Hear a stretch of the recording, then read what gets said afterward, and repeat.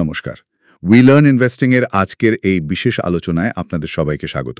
আমরা এখানে রোজ বাজারের খুঁটিনাটি খবর নিয়ে আসি আর তার গভীরে গিয়ে মানেটা বোঝার চেষ্টা করি। একদম তাই। আজকেও আমরা কয়েকটা জরুরি বিষয় নিয়ে কথা বলবো, যেমন ধরুন বিশ্ববাজারে তেলের দামের কি খবর, ভারতের অর্থনীতির কিছু লেটেস্ট ডেটা, আর কয়েকটা কোম্পানির শেয়ার নিয়েও আলোচনা হবে। ঠিক বলেছেন। আমাদের হাতে বেশ কিছু ইন্টারেস্টিং ডেটা আছে, যেমন তেলের দামটা কাল হঠাৎ এতটা পড়ল কেন।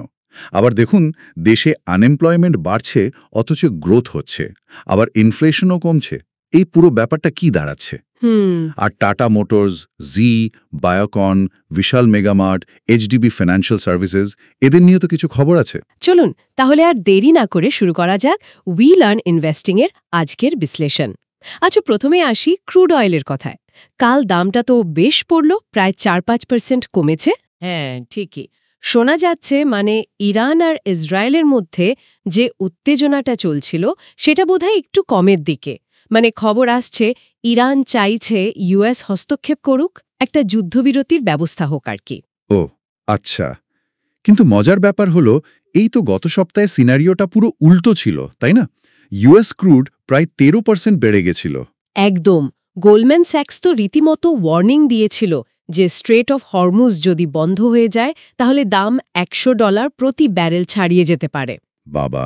তবে বেশিরভাগ অ্যানালিস্টরা কিন্তু মনে করছেন ওই স্ট্রেট অফ হরমুজ বন্ধ করা ইরানের পক্ষে খুব একটা সহজ হবে না। কারণটা হলো ইউএস নেভির উপস্থিতি। বেশ স্ট্রং প্রেজেন্স আছে ওখানে। আপাতত তো পার্সিয়ান গালফ দিয়ে শিপিং নর্মালি চলছে। তার দাঁড়াচ্ছে যে জিওপলিটিক্যাল রিস্ক একটু কমলেই মার্কেট যেন হাফ ছেড়ে বাঁচছে। কিভাবে মার্কেট এই পরিস্থিতির উপর নজর রাখছে আর রিয়্যাক্ট করছে সেটা বেশ বোঝা যাচ্ছে। ঠিক। আচ্ছা, এবার একটু দেশের অর্থনীতির দিকে তাকানো যাক। মে মাসের ডেটা এলো, তাতে দেখা যাচ্ছে আনএমপ্লয়মেন্ট রেটটা বেড়ে 5.6% হয়েছে। এপ্রিলে ছিল 5.1%। হ্যাঁ, এটা একটু চিন্তার বিষয়। রুরাল আর আরবান দুটো এলাকাতেই বেকারত্ব বেড়েছে। বিশেষ করে এই যে 15 থেকে 29 বছর বয়সী যারা ইউথ, তাদের মধ্যে গ্রামে বেকারত্বের হার, রুরাল ইউথ আনএমপ্লয়মেন্ট বেড়ে 13.7% হয়েছে। এটা কিন্তু বেশ সিগনিফিক্যান্ট। ঠিক, কিন্তু এর সাথেই আবার দেখুন জানুয়ারি থেকে মার্চ এই কোয়ার্টারে ইকোনমি কিন্তু 7.4% ইয়ার অন ইয়ার গ্রোথ দেখিয়েছে। এটা বেশ স্ট্রং পারফরম্যান্স। হ্যাঁ, আর FY26 এর জন্যেও তো প্রায় 6.5% গ্রোথ আশা করা হচ্ছে। আবার দেখুন হোলসেল ইনফ্লেশন WPI, যেটা প্রডিউসারদের কস্টসটা রিফ্লেক্ট করে, সেটা মে মাসে কমে মাত্র 0.39% হয়েছে। এটা গত 14 মাসের মধ্যে সবচেয়ে কম। এপ্রিলে ছিল 0.85%। বাহ! কারণটা কি? মূলত শাকসবজি, ডাল, পেঁয়াজ এইসব ফুড আইটেমের দাম কমার জন্য। প্রডিউসারদের কস্ট কমলে হয়তো পরে রিটেল ইনফ্লেশনেও এর প্রভাব পড়তে পারে। আরবিআইও তো FY26 এর ইনফ্লেশন আউটলুক কমিয়ে 4% করেছে। তার একদিকে ভালো গ্রোথ, অন্যদিকে আনএমপ্লয়মেন্ট বাড়ছে, আবার হোলসেল ইনফ্লেশন কমছে।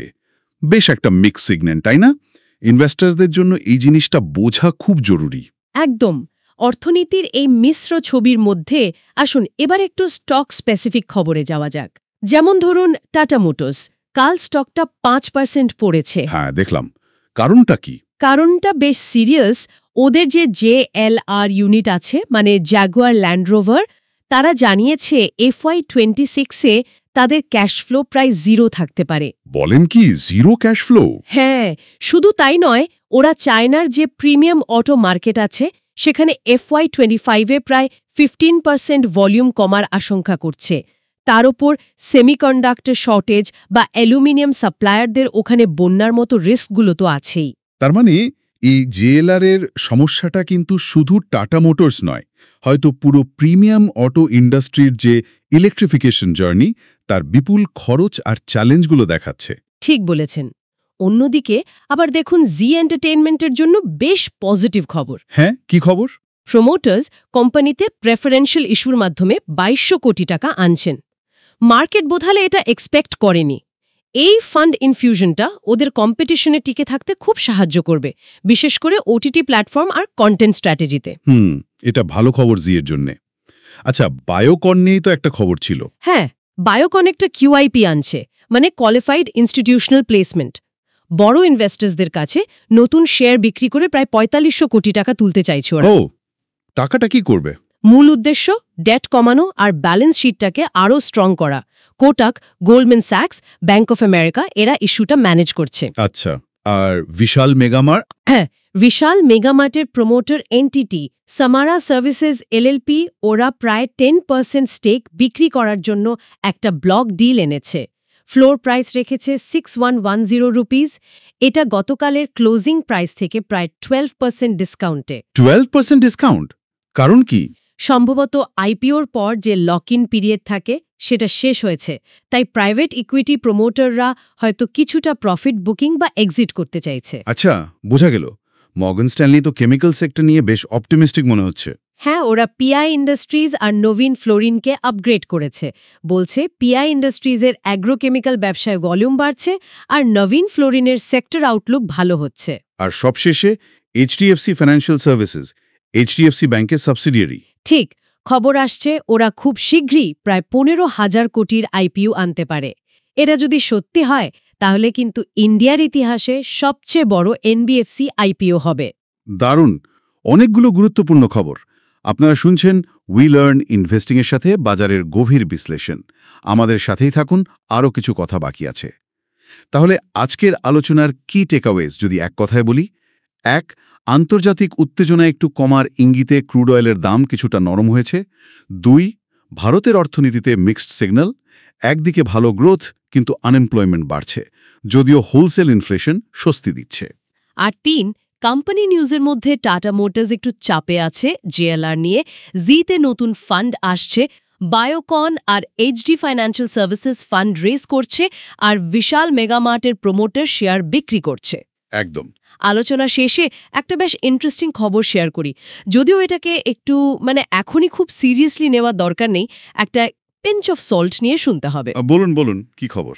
পেট্রোলিয়াম মিনিস্টার হরদীপ পুরী নাকি ইঙ্গিত দিয়েছেন যে আন্দামান সাগরে ইন্ডিয়া একটা বিশাল তেলের ভাণ্ডার পেতে পারে। পরিমাণটা শুনলে অবাক হবেন, প্রায় 18,84,00,000 কোটি লিটার ক্রুড অয়েল। বলেন কি? 18,84,00,000 কোটি লিটার? এটা কি সত্যি? দেখুন, মিনিস্টার ইঙ্গিত দিয়েছেন যদি এই ডিসকভারি সত্যি হয় আর আপেটাকে ঠিকমতো এক্সপ্লয়েট করা যায়, তাহলে এটা ভারতের অর্থনীতির জন্য একটা অ্যাবসলিউট গেম চেঞ্জার হতে পারে, যেমনটা আমরা গায়ানার ক্ষেত্রে দেখেছি। সত্যিই তাই। এটা যদি বাস্তব হয়, দেশের এনার্জি সিকিউরিটি আর অর্থনীতির জন্য একটা বিরাট খবর হবে, ভবিষ্যতের জন্য একটা বিরাট আশা। আচ্ছা, উই লার্ন ইনভেস্টিংয়ের আজকের আলোচনা তাহলে এখানেই শেষ করছি। আশা করি এই বিশ্লেষণ আপনাদের মার্কেট বুঝতে সাহায্য করবে। হ্যাঁ, বাজারের এইরকম খুঁটিনাটি বিশ্লেষণ, ডেটা পয়েন্টস আর তার ভেতরের মানে জানতে নিয়মিত আমাদের সাথে জুড়ে থাকুন। উই লার্ন ইনভেস্টিংয়ের পক্ষ থেকে সকল শ্রোতাকে অনেক ধন্যবাদ। নমস্কার।